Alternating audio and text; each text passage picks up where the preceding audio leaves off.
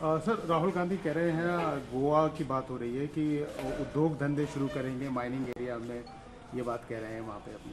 पहली बात है, हम शिवसेना विवाद लड़ रही है और शिवसेना जन्म से लेकर आज तक भूमिपुत्रों की बात करती है।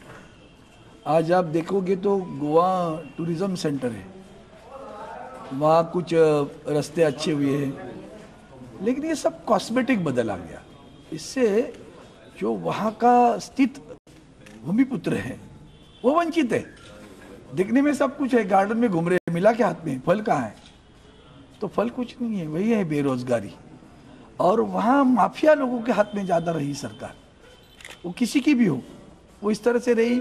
कोई ड्रग माफिया है, कोई कुछ करता है, कोई उल्टे सीधे धंधे कर रहे हैं। ऐसे वाले लोग हैं जो पैसी और मसल की ताकत पर चुनकर आते रहे, उसको आवाज़ दी अभी शिवसेना ने। कल ही हमारे आदरणीय नेता महाराष्ट्र के पर्यावरण मंत्री आदित्य जी ठाकरे वहाँ गए थे और उन्होंने कहा एक ही सपना है हमारा, गोवा का विकास करना।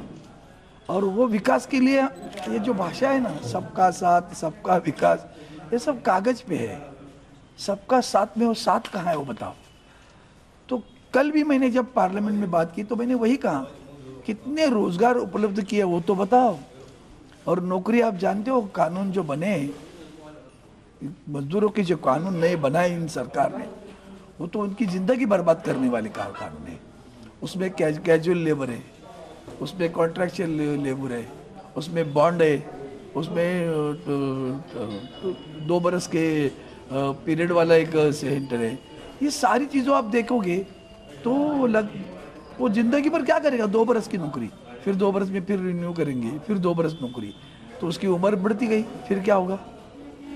1,500 पेंशन, तो 1,500 पेंशन पे जिएगा क्या? तो इस तरफ मजदूर मर रहा है, दूसरी तरफ किसान को मार रहे हैं, वो तो आप यूपी में देख रहे हो। तो ऐसी स्थिति में कौन उनके आधार पर है? और शिवसेना का जन्म अन्याय के खिलाफ लड़ने के लिए हुआ है। जहाँ अन्याय है वहाँ शिवसेना है, जहाँ न्याय की बात है वहाँ शिवसेना है, जहाँ गरीब है उसके लिए शिवसेना है। तो इसके लिए यहाँ वहाँ भी हम चुनाव लड़ रहे हैं, यहाँ भी हम चुनाव लड़ रहे हैं।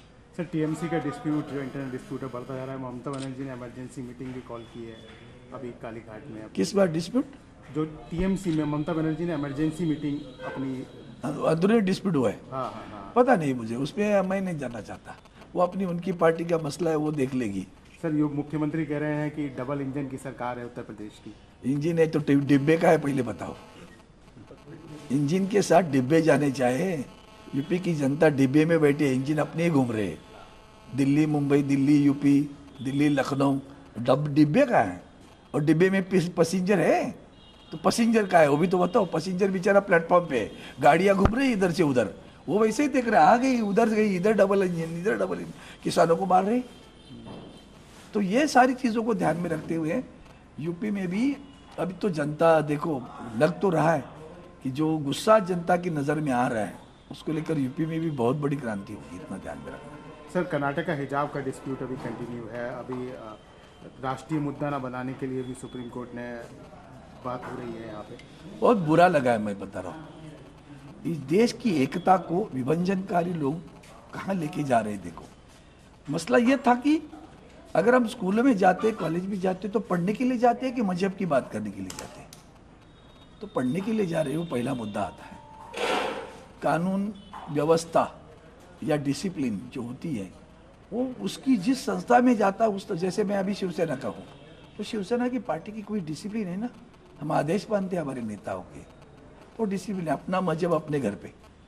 बाला साहब, वंदनीय शिवसेना प्रमुख बाला साहब ठाकरे जी कहते थे कि मंदिर, मस्जिद, चर्च, वहाँ अपने धर्म, घरम में अपने धर्म, रास्ते पे आ गया मैं हिंदुस्तानी, मेरा कोई मजहब नहीं। वो विचारधारा को लेकर हम लोग आगे बढ़ रहे हैं। और इसलिए मैं चाहता हूँ कि दोनों लोगों को कहूँगा, वैसे तो मैं उसके ऊपर जाना नहीं चाहता, क्या कुरान में लिखा है नहीं लिखा है, वो भी बहस हो रही है। उनके ही कुछ लोग कहते हैं नहीं ऐसा लिखा हुआ है, उससे नहीं जाना। मुझे लगता है कि वंदनीय शिवसेना प्रमुख ने कहा, जो इस धरती के लिए अपने प्राण अर्पण करने के, न्यौछावर करने के लिए तैयार है, वो हमारा है, वो हमारा है। वो किसी भी जात पात पंथ धर्म किसी का भी हो, इस हिंदुस्तान के लिए अपने प्राण न्यौछावर करने वाला हमारा है, वही हमारा हिंदुत्व है। प्रधानमंत्री ने कासगंज में एक सभा में बोला है कल कि परिवारवादी लोगों की नाव डूब रही है, इसलिए ईवीएम पे आरोप लगा रहे हैं, वो शुरू कर दिया है। फिर मुझे लगता है प्रधानमंत्री, आदरणीय प्रधानमंत्री जी की ये भाषा नई नहीं है ना, पुरानी हो गई। अभी कितनी साल वही कैसेट घिसटते रहोगे। अब कहाँ है परिवार और कहाँ है परिवारवादी? न परिवार रहा न परिवारवादी रहे। पार्टी की उसकी हालत भी देखो तो फिर भी उभरने की कोशिश कर रही है। मुझे बुरा क्या लगता है कि हमने 5 वर्ष में क्या किया। याद है यूपी के चुनाव के पहले आदरणीय प्रधानमंत्री जी यहाँ आए थे, 2014 में आए थे, 2019 में आए थे। तब उन्होंने लोगों के प्रति क्या घोषणा की थी, याद करो। कितना पैसा देंगे, क्या क्या देंगे, क्या हुआ, उसका क्या हुआ, पूछो तो सही। 5 वर्ष में हमने क्या किया? उन्नाव, हसरत, अभी वाराणसी, ये तो ये हमारे भूषण अलंकार है क्या? हमारे देश के गृह राज्य मंत्री अपने गाड़ी लेकर किसानों पे चला रहे, मरवा रहे किसानों को, ये हमारे भूषण अलंकार है क्या? यही अलंकार को लेके घूम रहे हो तुम, और गुमराह करने में माहिर है लोग। वो गुमराह करने में, भटकाने में इतने माहिर है कि जो आज मूल विषय है महंगाई, आज मूल विषय है बेरोजगारी, आज मूल विषय है किसानों को न्याय, एमएसपी की जो बात हो रही है उसके ऊपर नहीं बात करते। बस ये डायलॉग मस्त है, सबका साथ सबका विकास। कहाँ है मेरा यूपी का किसान? देख तो लो कैसे जी रहा है, वो भी तो देख तो लो, तो पता चलेगा। तो लोगों के मूल प्रश्न को छोड़कर भावनिक प्रश्नों को, धार्मिक प्रश्नों को आगे लेकर जाना, और एक ही उद्देश्य, मकसद रहता है उनका, बस चुनाव जीतना है। किसी भी हालत में झूठ जितना भी चाहे बोलो, तो जुमला तो उनका मास्टर है ना, जुमले में हो। 15 लाख से अभी तक किधर आ गए पता नहीं मुझे, तो क्या कुछ बचे होंगे तो दे देना, बोलना बाकी। अखिलेश यादव कह रहे हैं कि आशीष मिश्रा की जमानत हो गई है, और अभी जो है जो सांसद है रामपुर से, मुरादाबाद में आप आके, वो आजम खान साहब, वो अभी जेल के अंदर ही है। मुझे लगता है देखो, सरकार किसकी भी हो, मैं जब यूपी में आता हूँ तो मुझे 2 चीज़ें बहुत बुरी लगती है। एक तो जाति पाति के आधार पर बहुत दीवारें खड़ी है यहाँ। गरीबी की दीवारें वो ज़्यादा महत्वपूर्ण है, लेकिन जाति पाति की दीवारें बहुत खड़ी है। और दूसरा गुंडागर्दी, तलवार लेके घूम रहे, कोई बंदूक लेके घूमते, कोई क्या बोलते तुम लोग, आकड़ा लेके घूमते।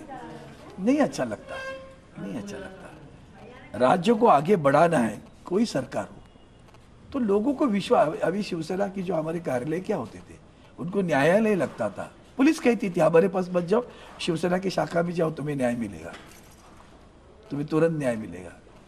क्या दादागिरी करते थे क्या हम? दोनों को साथ में लाके निपटा लेते थे। ये क्या सही बात है? तो वो बात नहीं हो रही है। गरीब गरीबी हो रहा है, और रईस रईस हो रहा है हमारे पास। धनवान और धनवान हो रहे हैं। कितने धनवान हो रहे हैं? आप ही लोग अखबारों में छपते हो, देश के इतने बड़े धनवान हो रहे, तो कभी ये भी छपाओ, देश का इतना बड़ा लोग, इतने बड़े तादाद में लोग गरीब हो रहे, वो भी तो छपाओ, तो पता चलेगा देश की कितनी उन्नति, विकास हो रहा है, वो भी तो पता चलेगा। ममता बनर्जी वाराणसी में बोल रही हैं कि आएंगी कन्विंसिंग करने के लिए। लेटर का what is there? I mean, वो अगर आती है तो वो एक राज्य की मुख्यमंत्री है और एक पार्टी की अध्यक्ष है। हर पार्टी को अपना अपना अधिकार है ना बढ़ाने का। शिवसेना भी आ रही है ना अभी, तो यहाँ पुरानी है शिवसेना सबसे, लेकिन फिर भी हम लोग राजनीति नहीं करते थे, चुनाव में नहीं आते थे। अब की बार सोचा बहुत हो गया, दोस्त दोस्त ना रहा, प्यार प्यार ना रहा। हरी संसार बहिणाबाईंची जात्यावरची ओवी म्हणजे